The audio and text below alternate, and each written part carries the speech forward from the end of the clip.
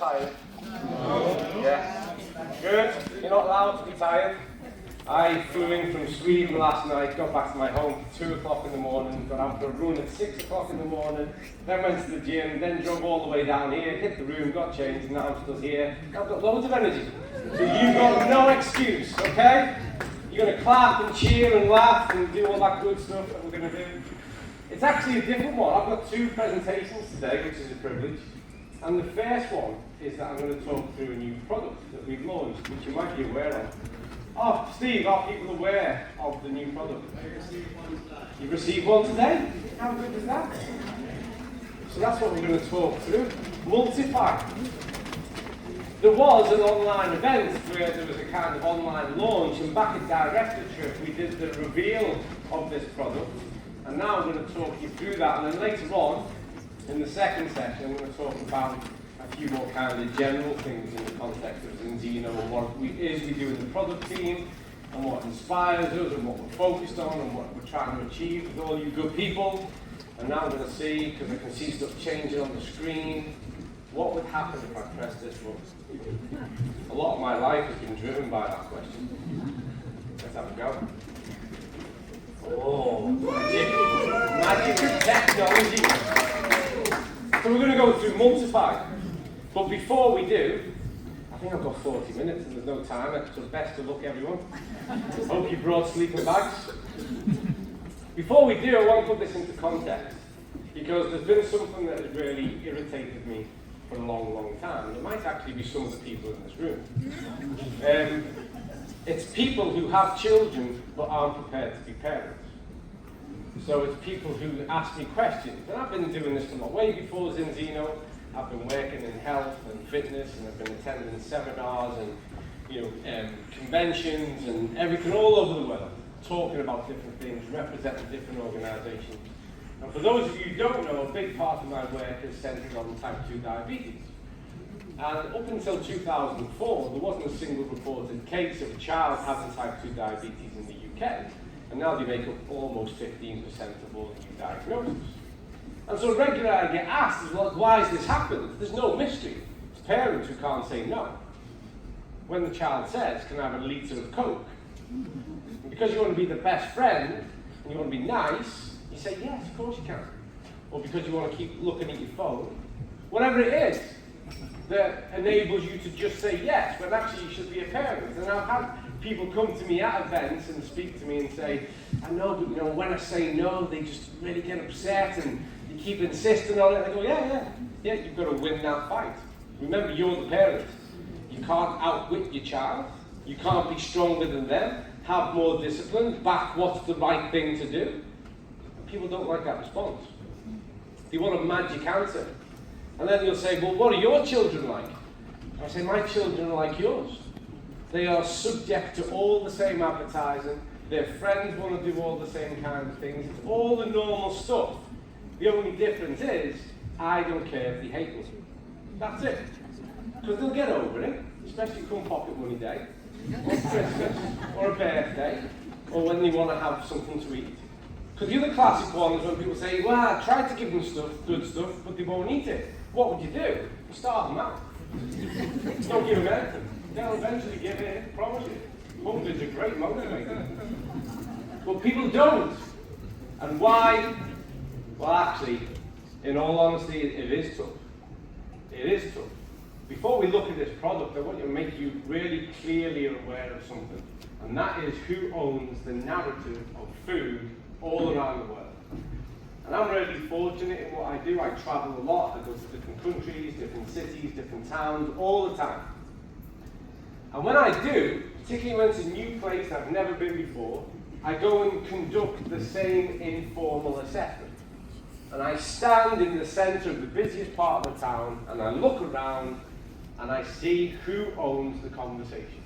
What can I see around me? Sorry? Fast food. Yeah, in most parts of the world, all around me I see the golden arches, I see mermaids, I see all the usual things that you would expect to see. And I see all the same advertisements and promotions and messages by the biggest companies in the world. When you go into a supermarket, there's a strategy at play. that lends itself to convince you about what they think you need. It's really, really hard. And then for the average person who isn't a nutritionist or a scientist, and they're looking at boxes that are promising them everything they should need, then it's easy to fall for it. So the reality is I give people a hard time, but it's tough love really, because I do sympathise. I do understand. And we have to get real about the solution. Because let's get real right now. If the solution was no problem, just give all the children whole food, no processed food, no confectionery, no sweets, no chocolates, none of this. Well, we know that, so we fixed it. Yep. Right, folks, see you next time. Let's all go home. But that doesn't work, does it? And why? Because of multi-billion-pound organisations who are dropping adverts on the TV, on the social media feed, on search engines, on banners, on posters, on billboards, on shops, everywhere. They control the message. And so how are you going to get through that? How are you going to break through that? And here's a better question. How are you getting on with that? Hands up, everyone in this room who can 100% say they've not eaten any type of confectionery, cake, processed or ultra-processed food in the past month. 1, 2, 3, 4. And you know what? I'd happily dedicate time to grill and investigate that and ask a series of questions and see how accurate that stands up. Because it's so hard to do in reality. Because half the problem is, and half of what shapes our life, is we are influenced as much by what we don't know as what we do know. Most people go out with the best intention. And more often than not, there's been several times when I've had a revelationary moment with someone and said, you do realise that that's ultra-processed? Is it? Really? Do bear in mind that there are parents all around the world who are surprised that a monkey on a box telling them to give their kids chocolate in the morning is not a bad idea. Genuinely. Parents think it must be good, because it says it's got everything from A all the way through to Z in it. And a monkey told me. So, that's what we're dealing with. And the thing is to be effective, it's got to be convenient. And if we're going to start to change behaviours, if we're going to start to get our children to think differently, we've got to lend ourselves to the narrative. We've got to go where the river is pushing, and then steer them off when there's a suitable safe harbour. That's what you need to do. And also, and I have to remind people of this, we're about to enter into the second quarter of the 21st century. And I know there are lots of people who want to look backwards and talk about leafy green times and farms and agriculture and how everyone lived off the land. And that's really nice and romantic. 100 years ago, there was 2 billion people living on the planet. Now we've got just over 8 billion. We've got the same amount of resources, but we've quadrupled the amount of mouths to feed. You'll all be aware, because I know you keep up with this kind of stuff, that back in March, The Lancet, one of the highest impact journals in the world, published an article that reported that there are now over 1 billion people on the planet who are obese, clinically categorized as obese. One of the most alarming things about that is, first of all, we knew it was going to happen. No one tapped the brakes. Secondly, what it means is that there are now more people obese than there are starving in the world. So we've tipped the terms of what it is to have an issue with food. 8 billion people, same size planet, limited resources. So I hate to break your hearts, folks. We're not going to go back to the leafy green days where everyone visits the local farm to collect everything brand new. And I know there'll be someone in the room who says, I do. Well done. Fantastic. You're amazing. I've just got to take care of the other 7.9999999 billion, and then we'll all be okay. So that's what we're trying to do. And this is a true narrative as well when people counteract some of the decisions we make. Where they'll say, yeah, but what about this and what about that? And but. I used to tell my students at university that the term yes, but is the song that people sing on their way to hell. Yeah, but, yeah, but, yeah. Yes, but means yes, you're right, but I still want to say this. Just forget the but and go, yes, let's do that. And so Multify is all about how we lend ourselves to convenience. Multify is all about how we start to change ideas about food behaviours, but it's also health by stealth. We've created something that children will like, that they will enjoy consuming, and little do they know, we are hitting them up with some essential vitamins and minerals, prompting their immune system to respond, become adaptive, and do all the things it's meant to do through an interaction with real food. That's what Multify is all about. So it's a powerful product. So, let's have a look at it. He says, there we go. So, healthy diet. In health, we love pyramids. We love to illustrate things with pyramids and show how things should be done. If you look at the health web pages of most areas of the world, they'll talk about the food pyramid. And this would be a good example of what a food pyramid should look like. But you're all familiar with Harry Potter and the Lord of the Rings and Star Wars. These things are amazing, but they're fiction. They're not true. And the same can be said of this. It's fiction. Most people don't live this way. Most people don't have a diet that is structured this way. And do bear in mind, I know the room I'm addressing, you're all far more health-centric. You live in the same kind of bubble as me. So you're all sitting there thinking, well, I do. But you're not the rest of the world. If you were, I wouldn't be here. I'd probably be selling motorbikes somewhere. I'd have to do something else for a living, and it wouldn't be this. The reality is, most of the world don't eat like this. And what have we got here? We've got availability of all key nutrients through whole foods. And I'm sure you've all got a favourite Instagrammer who lives somewhere miraculous, who shows you their wonderful life and how they do this every single day. It's lovely, isn't it? It's nice to see, if nothing else. It's good to have ambition. But again, the rest of the world, there's billions of people who don't live this way. But we can all move this way, and we should. You should always be trying to make the single best food choice you possibly can. Supplements should supplement a well-balanced diet. That's the road. You should be working on target and making those better food choices, and your supplements should give you an advantage over things that are difficult to achieve. So, and I know you'll all lie, and then someone will go, no, I am 100% telling the truth, but I'm going to ask anyway, because it's just entertaining for me.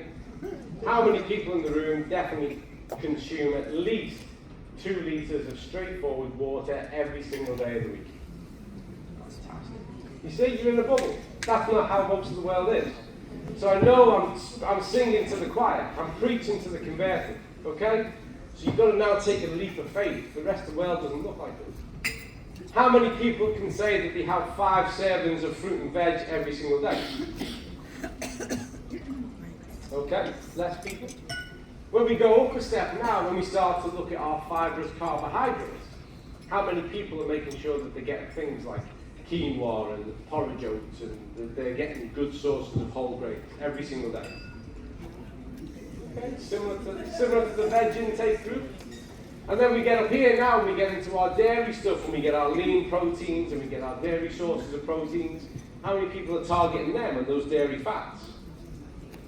Okay? People don't I eat cheese all the time, Colin. Eat loads of cheese. And then we have our oils, our phytonutrient-rich, polyphenol-rich oils. And then right at the top, if you can have a look at the top of our pyramid, what do you see? What was that? What do we see at the top? Yeah, we see some confectionery. So surely you'd be thinking, what is someone who's focused on health and getting everyone to do better, why would they include that in their pyramid? Why would we do that? To be realistic. Yeah, reality. Yeah. Life is short. It tastes nice. Having something once in a while is definitely not going to do you any harm. Yeah? What was that? The modern world. Yeah, it is, and it's there. The problem we've got is that the pyramid doesn't look like this. The problem we've got is the pyramid looks like that. If the pyramid looked like this, we wouldn't have a problem. The reality is the pyramid looks like this. It's most of what most people eat. You are what you eat. That's a saying that's over 2,000 years old. It took a ton of research, science, evidence, medical practice, and all the rest of it to go, yeah, he was right. You are what you eat. Yeah? It's true. Let thy food be thy medicine be thy food. And the reality is that most people now, by most age groups, and here's the worst part, going back to my little rant at the start about people not being parents and wanting to be best friends, is that about 60 to 65% of adults eat like this way. But do you know what percentage it is of children? 80 to 85. Yeah? And so what we see is a domino effect, which is what we see across all health metrics anyway. And so most people eat lots and lots of this stuff, and you've got to be quite kind, because reflect on your own experience of life. There was probably a point at which you became aware that this wasn't the best. Yeah? And you work on improving it. Everyone always does. I wrote a diet plan for someone recently, and I knew they were going to Athens, and I said, I know where the best ice cream place is in Athens, and I'll tell you where it is. And she was like, a nutritionist tell me to go to an ice cream place? I was like, ice cream is joy. If you don't like ice cream, seriously, you shouldn't be allowed to vote. Like, ice cream is amazing, and this is the best ice cream in the world. God, you should go there. And any nutritionist who says you shouldn't be doing that should be shot. Don't anyone put that on Facebook.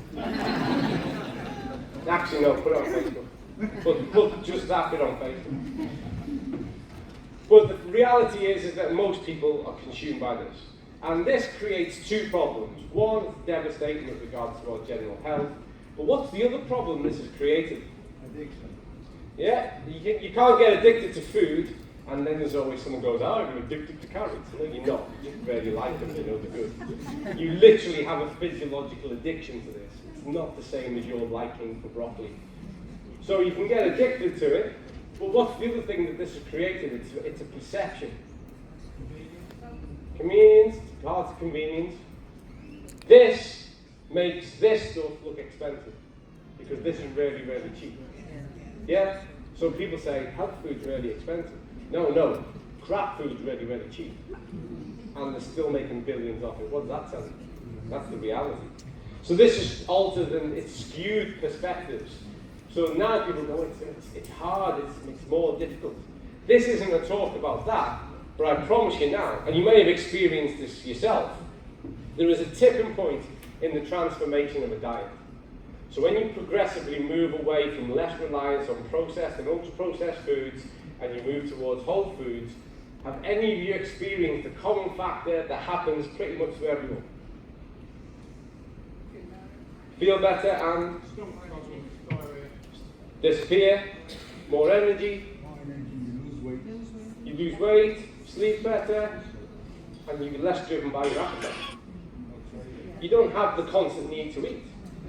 One of the biggest problems about all this, and one of the biggest problems I have with so-called influencers who say, you can eat what you want, just keep your calories down, that's like hitting the accelerator and the brakes at the same time. Because this wants you to keep eating. And it aggravates ghrelin, the hunger hormone, and prompts you to keep eating.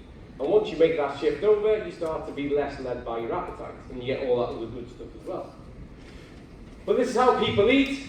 It's the reality of the world. You can't ignore it. You've got to recognise the problem for what it is, and then do something about it. In research, the first thing we do is the statement of the problem. What's the problem that we're trying to address? We don't pretend the world's perfect and go, let's just go and invent something. What's the statement of the problem? What are we trying to fix? Well, this is what we're trying to fix. This is the reality for most people. And if information alone was ever enough to change anything, it already would have. I remember a long, long time ago, back in the early 90s, we thought it was a lack of information that led people to make bad choices. Then we got the internet and instant access to information, and we found out it definitely wasn't that. Yeah? People can find out like this, but they don't. They don't change. What's the key to changing behaviour? Education is part of it. Decision. Kind of. Kind of. Okay, I'm going to ask a question. Everyone in the room put their hands up if they're not aware that smoking is bad for you. I've never met anyone who doesn't know, but I've met loads of people who smoke. It's not awareness, is it? The key to behaviour change is simple with humans. You've got to make it easy, and you've got to practice. Consistency is key. You're the outcome of the things you do most often. You've got to make it easy. Humans are creatures of convenience. We will look for the path of least resistance. Actually, it's been a huge evolutionary advantage. But in the terms of manufacturing behaviour change, you've got to make it easy, you've got to make it accessible.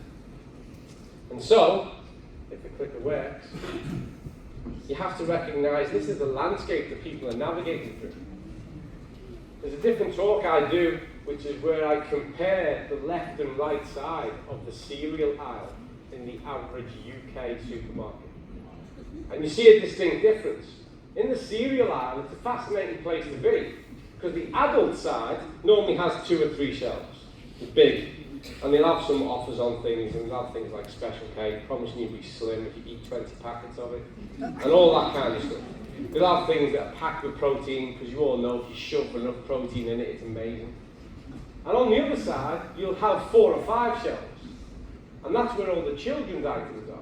And the reason why there's more shelves is because children are growing, and you want to capture them at every age. And over there, you've got frisbees, and you've got comic books, and you've got monkeys, and you've got monsters, and you've got all these crazy things grabbing your attention. And you'll see deal after deal after deal. And if you navigate your way down that aisle, somewhere near the bottom, near the ground, you'll probably find the porridge oats. Yeah? And I don't know about down here, because it's a bit more posh down here than where I live. But we have a rule about food on the floor. Yeah? I don't know, back home where I'm from, it's the 3-second rule. Yeah? You guys probably like the nanosecond rule. No, Charles, put it back. You know, there's a place close to me called Witness, they have the 3-hour rule. It varies, but there's a rule. And don't think it's by coincidence. These companies pay to have their products in a certain place. This is not conspiracy theory, it's just a fact. They pay to have it in a certain place, to grab your attention and make you an offer. And what we see here is the industrialization of food, and everything's in a packet. I always find it mad when you go to a supermarket and you can find things like salad in a packet. Like nature didn't put it in something already, you could just carry it home. It's even got ludicrous now. Have you seen this? And you have it down here, I know, because you are posh. Waitrose, you can buy bags of sliced banana. Because bananas don't come ready packed. You need that to be peeled and sliced and put in a plastic bag for you, don't you? And so this is what people think of when they think of food. And this is true. They think of brands. When I ask people to talk about food, more often than not, they'll tell me brands and not food items. So this is the reality, this is the statement of the problem, this is what we're navigating. And the problem with all of this is it's calorie high and nutrient low.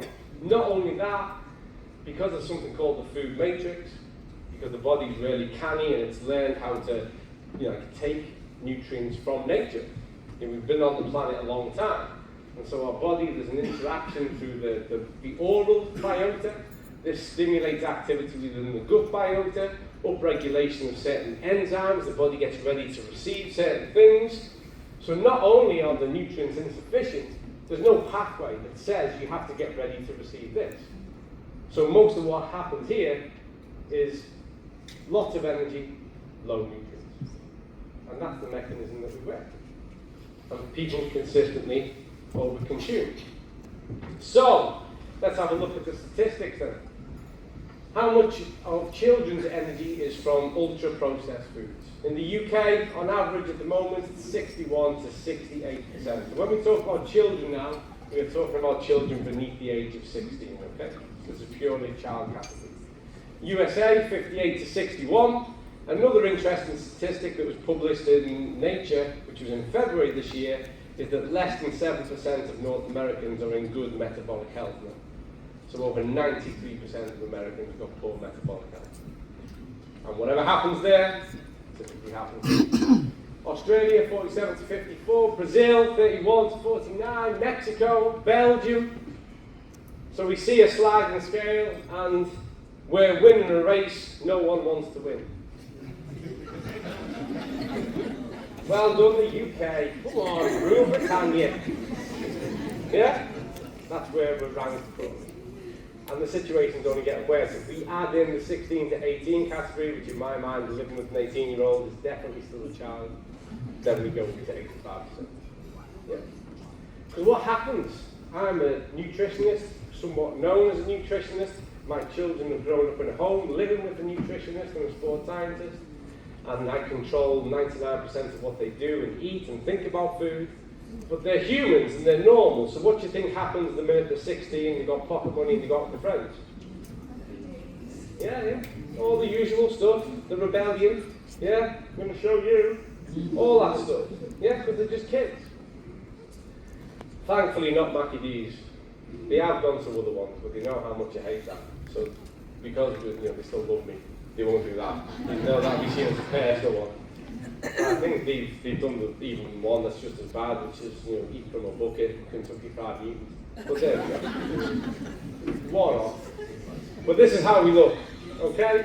So this again, it's an insight to the real problem. And remember, ultra-processed food, this is no conspiracy theory, this is not a controversial thing to say anymore. It's published in all the medical journals, in the scientific research.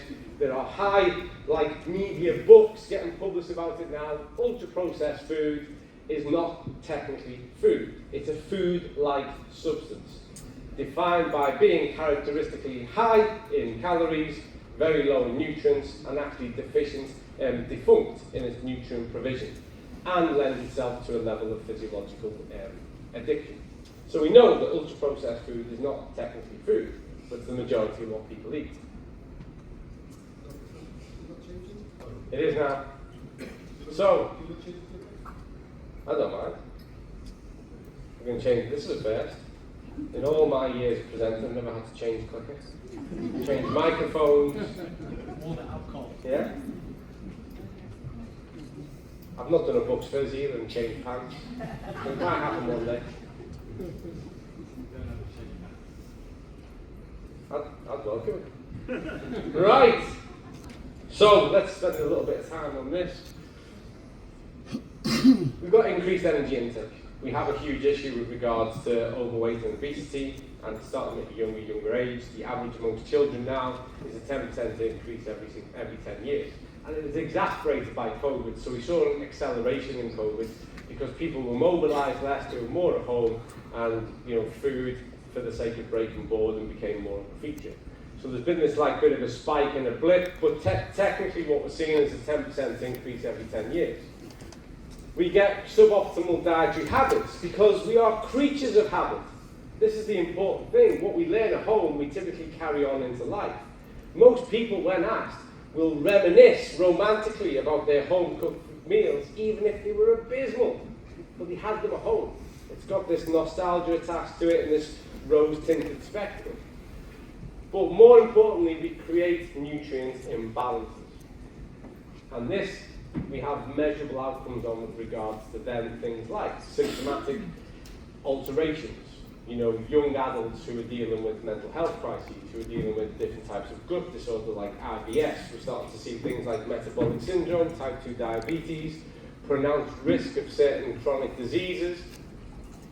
And the problem we've got at the moment when it comes to chronicity and disease is a lot of them used to be called diseases of old age, which is not true anymore. That statement doesn't get attached anymore. They're just diseases now, because they're impacting across multiple age groups. And we know biochemically, and if there's anyone in the room with a biochemical background, I welcome your contribution on this. Nutrients, vitamins, minerals are the alphabet to the language with which the body communicates. When there is a deficiency, there is a delay or a breakdown. That's just the way it is. And we can illustrate that at large. We can look at it in a typical, normal, non-influenced condition. We can look at it in a viral condition. We can look at it in multiple conditions. And what we see is the role and the functionality of the adaptive and the innate immune system and how it performs and what needs to be at certain places to regulate and to facilitate. So when we have nutrition imbalances, we have dire consequences. And a lot of this for our children compromises their development. And that's critical because we're shaping up the adults of the future and we're compromising the adults that we're shaping up. We're looking at neurological factors, as well as growth developmental factors, as well as that interaction, that adaptive part of the immune system, and how robust it needs to be. So this is profound, and this is what leads us on to the development of a product like this.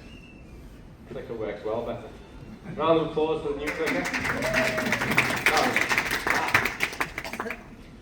So our ultra-processed foods, they're high in calories, high in saturated fats, high in salt, high in sugar. They're low in vitamins, minerals, antioxidants, and fiber.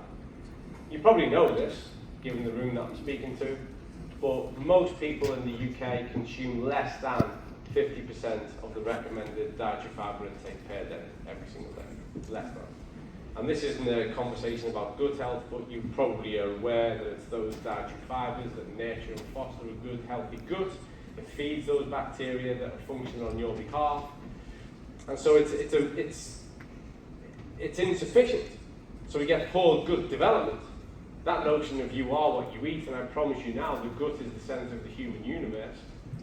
If you're not nurturing your gut, then you're not nurturing yourself. Antioxidants, when we start to look at cellular function, when we start to look at cellular restoration. Minerals, with regards to the functionality of pretty much every process in the body. And likewise, vitamins. So we're getting tons of stuff that keeps us alive, keeps us living, but we're not getting a sufficient amount of the stuff that develops us and lets us thrive, and lets us live healthy and well. So, we have a diet that's based on ultra-processed foods. Children can be picky eaters. Is that a fair comment to make? Yeah, well, yes, Colin. That's the most honest statement you've made today. You can be. You can be picky eaters.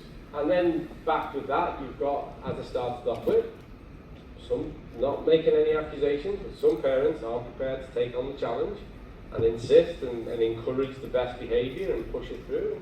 I know, no one likes to be unpopular and all that kind of stuff. So we need to put it back in. We need to equip people to win the war, health by stealth. We just need to put it back in. And we need to be able to meet individual requirements. Because some children will be getting some of those things through the diet, some children will be getting lots of those things, and then there'll be those who are getting barely any at all. So it has to be individualised, and it has to be something that's going to measurably have an impact, have an effect. And that's where the Multify concept came in. That's what led us to this. And it will be easy for you to sit there and say, Col, there's loads of children's multivitamins on the market. This is a Me Too product. All you've done is you've just done what everyone else does. You've done a multivit for kids. So what? It'd be easy to think that. But as I'm going to show you now, it's decidedly different. Most multivitamins on the market are, and we did a market analysis. We surveyed, we canvassed them all, as well as looking at the research extensively as to what we needed to do to manufacture a multivitamin that was actually going to work. And I promise you now, way over 99% of the products that are on the market don't meet the demand. They are insufficient in what they provide. So, here are our goals. We set out the goals, every project has a goal, and this is very different, because the goal here was different. To a certain extent, with health-centric, with health-motivated adults, you've got more leeway. For instance, I can give you something like a multivitamin, you don't really care how it tastes. But give you Extend, you're just going to swallow it down with water, job done. You know what's in there, you're invested in what that gives, and it's not really about the experience of taking it, it's just what it is. So satisfying a health-centric adult population is easier, but it's not the same with children, particularly if you want to develop a habit, a routine, and a behaviour, because you are the outcome of the things you do most often, and consistency is key. And you have to create a scenario where the child wants it. So the child themselves is asking for it on a daily basis. And that's why the number one goal was to have a tasty chewable tablet that they would ask for every day. So it was taste, something that would actually taste good. And well, that's really easy, because there's lots of these gummies and everything else that taste really good. But when you're trying to put a load of really good nutrients in and get a good taste, that's where it becomes difficult. Because a lot of those things that you want to put in don't actually taste great. They don't, let's just be honest. I know we're all meant to be all health guru people like and go, no, I love to eat soil. Which is not true, is it? It just doesn't taste great. And so it's more of a challenge. You have to make other choices, and we have to remain focused on that top one, because if it didn't taste good, the children wouldn't want it, and no matter what was in it, they wouldn't take it. Because if it was that simple, we'd just give them extent. Your job done. Carefully select essential nutrients to meet individual requirements. You might find this hard to believe, but the needs of a child are not the same as your needs. Because developmental factors alter as we grow. We have more of a dependency, a need for certain things at certain times of life.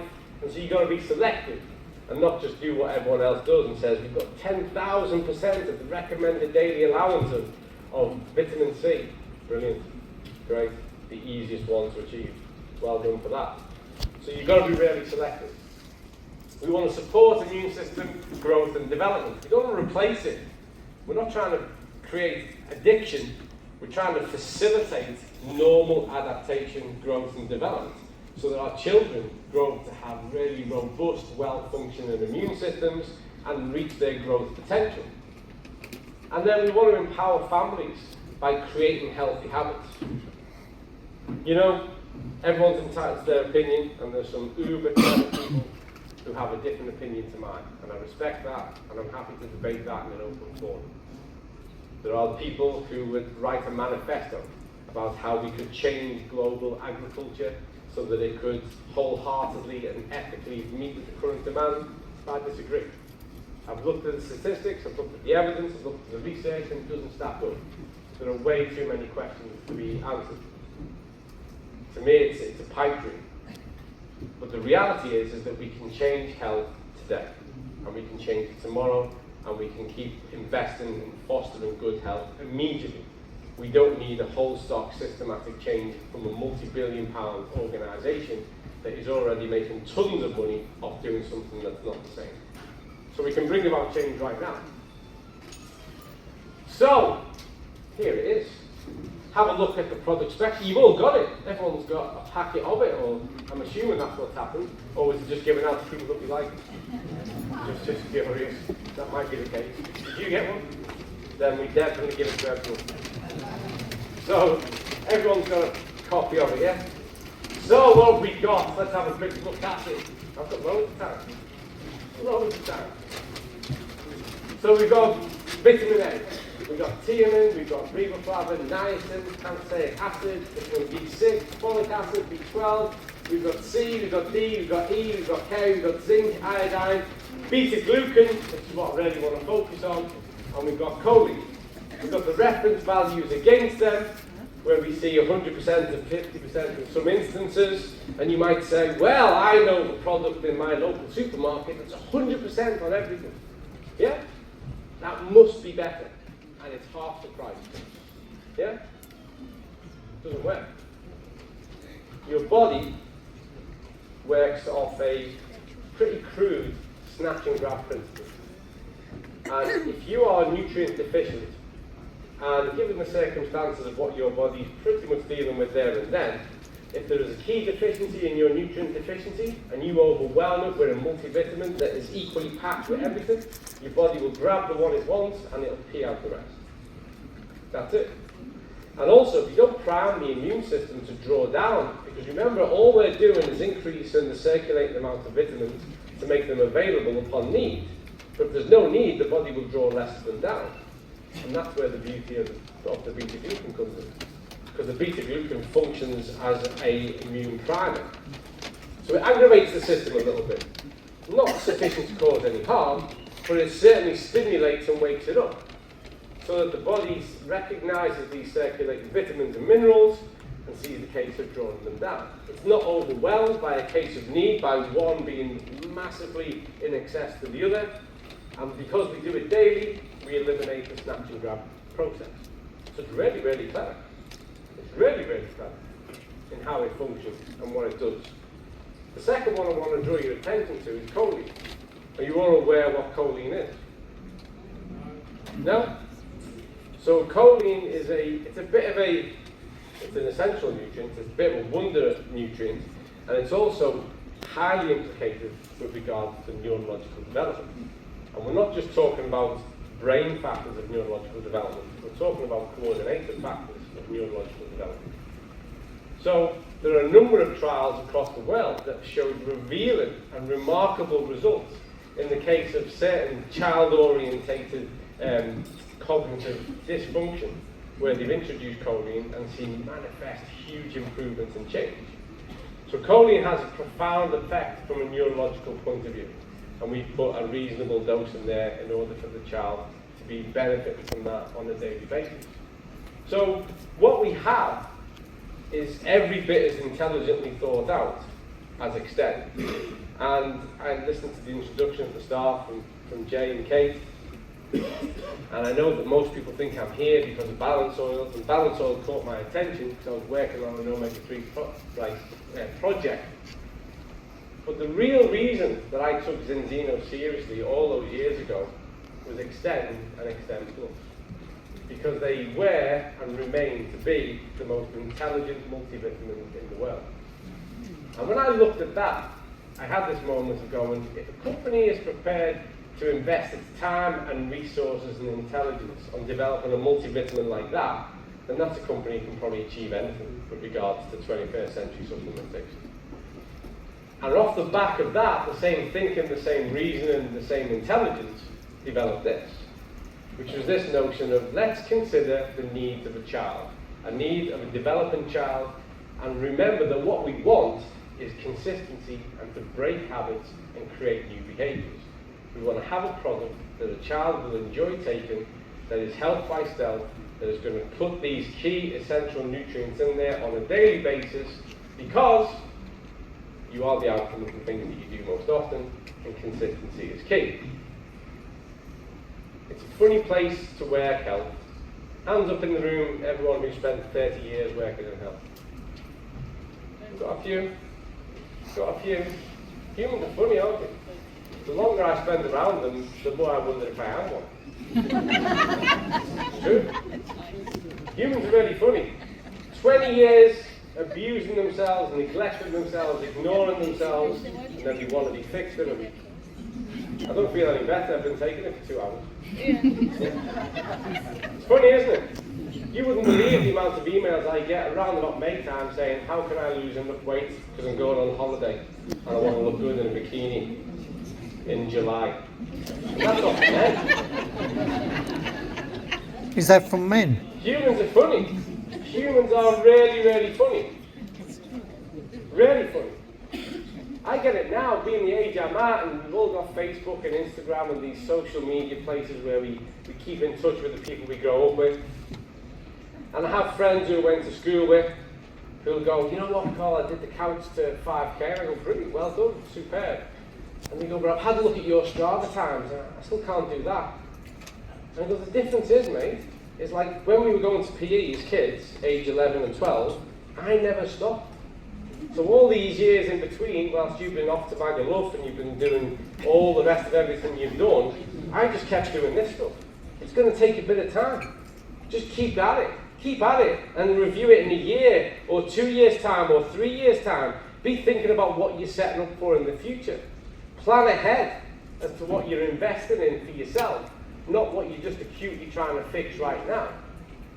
And that's the message here. Plan ahead. Because if right now, if we can change, if we can book the trend, if we can start to get nutrients into children, then we can change the predictions for the health outcomes that are upon us for the future. We can stop this 10% growth in obesity that has become pandemic-like. It's certainly an epidemic. We can really curtail the mental health crises that we're dealing with, particularly amongst young people. In times when it might not feel like it, but in times when we've never had so much, when, believe it or not, we've never been so safe. I know it's hard to believe right now in the world. The average person now gets to live like a king or queen did 500 or 600 years ago. We've never had access to so much so easily, and yet people's sense of desperation, despair, anxiety, and depression is increasing all the time. Lack of life satisfaction. And why? Because you are what you eat. Because we've got to start to change and recenter and realign the compass to what true north is. And true north is about a life well lived. And a life well lived is because you know how to live well. and health enables you to do that. We've got to realign our health span with our lifespan. That's what we need to do. And that's an investment in tomorrow. Every single day, it's an investment in tomorrow. And that's what this is. It's about getting children in line with the health behaviour that they're going to benefit from in a way that magnifies day in, day out. And it gets them to think about food differently. Because if you can foster a different mindset about food, then there's hope for them to have different food behaviours as they get older. That's what it's all about. So here's the influence on health, measurable. As you'll see at the bottom, these are all EFSA approved claims. So you can share this whatever you want. We are completely compliant, complicit with the regulations.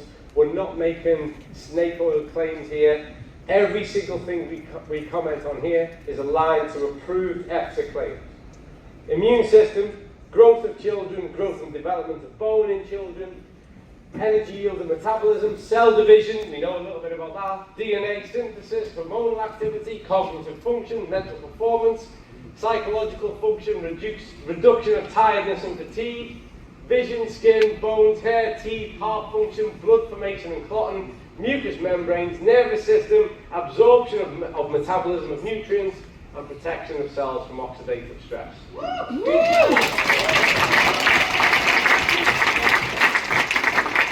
In 2 tablets. It's not bad, is it? So that's what we've got. That's what you've got.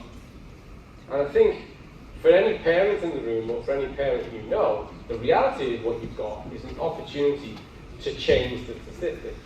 It's the opportunity to give someone a better life. So it's certainly a part of it. So we've got immune support. This is what I want you to remember. I've discussed a lot, I've said a lot, you might not have agreed with all of it, but if we get right back to the product, when you're talking about this with people in your network, this is what I want you to remember. Keep it simple. Immune support, growth, development, cognitive function, whole body support. And God knows we need to work on cognitive function. We need to revitalise intellect and creativity. Year on year, as our waistbands get bigger, our IQs are shrinking. Genuinely, by every measurable metric. We need to reinvest in creativity and intellect. We need to unleash our children to think freely, constructively, to wonder about the world and to ask really good questions. And that's the best hope we can have for the future and for future societies. And when a child is nutritionally provided for, they have the best opportunity to achieve that. We have vitamin D, iodine, choline, vitamin A, zinc, those beta-glucans. And if you were to derive all of this, we've got our daily recommendations, but if we were to derive all this from a diet, I'm going to show you in a moment. So children 4 to 11, 1 to 2 tablets per day. Adolescents 12 to 18, 1 to 3 tablets per day. And adults, because it tastes really nice, 1 to 4 tablets per day. And you might prefer it to extend. We actually had somebody at the factory in Norway who was consuming so much of it, we had to stop them from having genuinely. He was eating about 20 tablets a day. So like, too much of anything's a bad thing. So there's the guidelines. Yes, adults can consume it. Yes, children can consume it. You see that we put in 4 to 11 because you've got to be really sensitive to those developmental factors at a younger age. And also it's a tablet, it's a chewable tablet, and we don't want anything to present as a choking hazard. So 4 to 11, 12 to 18, 18 plus all of us. And then here's the kind of diet you would have to be hitting up to derive the same amount of nutrients on a daily basis. From 2 chewables. We are always encouraging better food choices. We are an intelligent, ethical, moral food supplement company. We know that we can be intelligent with food supplementation, it can give us an advantage, and it can actually address areas that are so difficult to do in the diet that it's just far more realistic to do it this way. But you should always be trying to explore the world through flavour. You should be trying different types of real foods, and you should be introducing them to your child on a daily basis. It develops the oral biota, the gut biota, it resonates and resounds the immune system. But the reality is you want a lifeline through the middle, and that's what it gives you. So, there we are. Endlessly researched, carefully created, specially formulated for growing humans. And there, folks, is Multify. Thank you very much.